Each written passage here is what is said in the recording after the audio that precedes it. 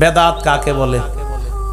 বেদাতের আবিধানিক অর্থ হলো ইবতিদাউশ শাইই ওয়া সুনউহু লা আন মিসালিন সাবিক, এমন নতুন কিছু বানানো যেটা দুনিয়াতে আগে অস্তিত্ব ছিল না। এই মাইক সর্বপ্রথম যে বানাইছে এটা বেদাত।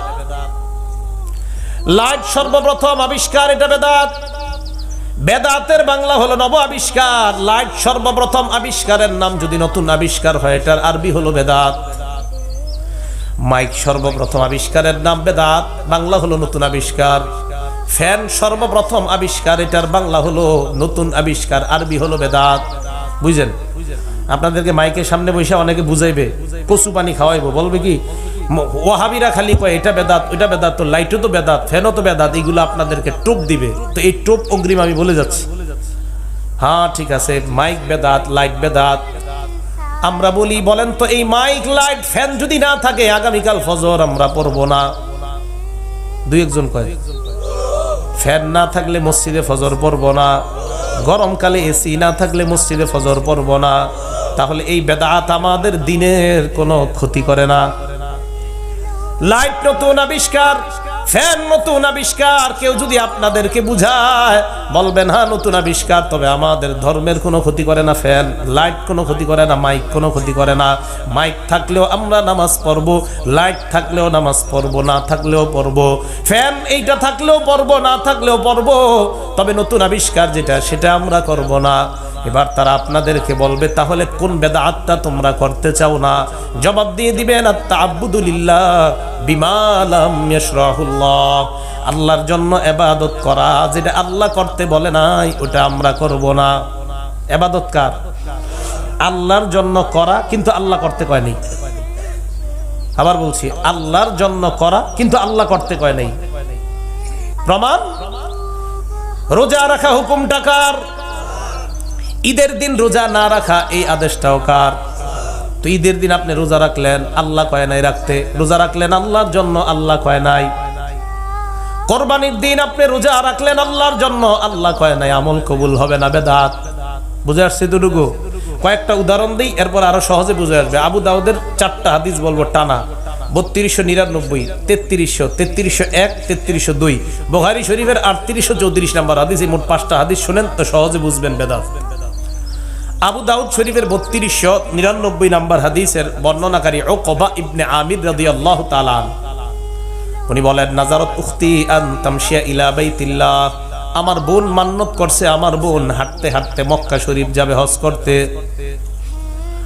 আপনাদের এই জামুরকির কোন মানুষ বাসে ওঠার সামর্থ্য আছে, ট্রেনে ওঠার সামর্থ্য আছে, প্লেনে ওঠার সামর্থ্য থাকার পরেও মানত করছে চট্টগ্রাম যাবে হাঁটতে হাঁটতে, সব সামর্থ্য আছে, মানত করছে চট্টগ্রাম হাইটা যাবে। আপনার কে কইছে মানত করতে?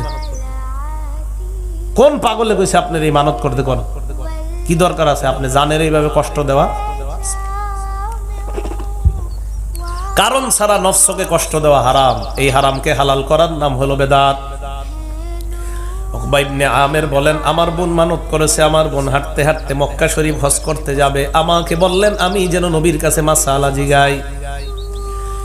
নবীজির কাছে গেলাম, গিয়ে বললাম ইয়া রাসূলুল্লাহ ইয়া হাবিবাল্লাহ, আমার বোন মানত করেছে হাঁটতে হাঁটতে মক্কায় হজ করবে। নবীজি বলেন তোমার বোন মানত করার আর জিনিস পায় না, চড়ার ক্ষমতা আছে, বাহন আছে, ওট আছে, ঘোড়া আছে। তোমার বোনকে কি বলছে এই পাগলামি মানত করতে? লিতাম শিয়াও লিতার কাবা, যাও গিয়া বলো বাহনে ওঠার জন্য আর এই জাতীয় মান্নত যেন না করে। তাহলে আমার নবী বেদাত সরাসরি না করে দিলেন। আপনার কোন পিসাব আপনারে বলছে তুই চট্টগ্রাম হাইটে আসলে তোর এই এই বিপদগুলা দূর হয়ে যাবে, বুঝেন নাই? কেউ বললো আপনাকে, এইটা কি দরকার আছে আপনি বলেন? এইটা একটা পাগলামি। আর সাধারণত ভণ্ড পীরদের মাধ্যমে যত আজগুবি কথাবার্তা শুনলেন, আপনারা বলবে তোর কি সমস্যা? এই সমস্যা শীতকালে সকালে পানিতে গিয়ে 1 ঘন্টা দাঁড়ায় থাকবি, আচ্ছা এটা কোনো কথা হইল? এইটা নফসকে কষ্ট দেওয়া হারাম। এবার আরেকটা হাদিস শোনেন, মজার হাদিস, আবু দাউদ শরীফের 33 নম্বর হাদিস। নবীজি একদিন ভাষণ দিতেছে, ইদা হুয়া কাইমুন ইদা হুয়া বিরাজুলিন কাইমুন ফি শামসি, এক ব্যক্তির দাঁড়ায় আছে, ওই ব্যক্তি রৌদ্রের আলোর মধ্যে দাঁড়ায় আছে। সবাই ভাষণ শুনতেছে মন দিয়ে। এক ব্যক্তির দিকে তাকায় দেখো ওই ব্যক্তি রৌদ্রের আলোর মধ্যে কষ্ট করে দাঁড়ায় দাঁড়ায় নবীর ভাষণ শুনে। আল্লাহ নবী বললেন কি ব্যাপার, এই লোকটা এত কষ্ট করে কেন আমার ভাষণ শুনতেছে? সাহাবারা বললেন হুজুর নাজার আইয়াম শিয়া, নাজার আইয়াকুমা ওয়ালা ইয়াকুদা, হুজুর মানত করছে এটা দাঁড়ায় থাকবে বসবে না, এই মানত করছে। কি মানত করছে? দাঁড়ায় থাকবে বসবে না। কার? বুঝলাম বসবে না, এই রোদ্রে দাঁড়ায় রয়েছে কা? কার মানত করছে? ওয়ালা ইয়াস্তাজিল্লা, ছায়া বসবে না। হুজুর হে ছায়া বসবে না মানত করছে। আর কি মানত করছে? কয় হুজুর আমরা বললেও শুনবে না, কারণ আরেকটা মানত করছে ওয়ালা ইয়াতাকাল্লামা, সে কারো সাথে কথাও বলবে না।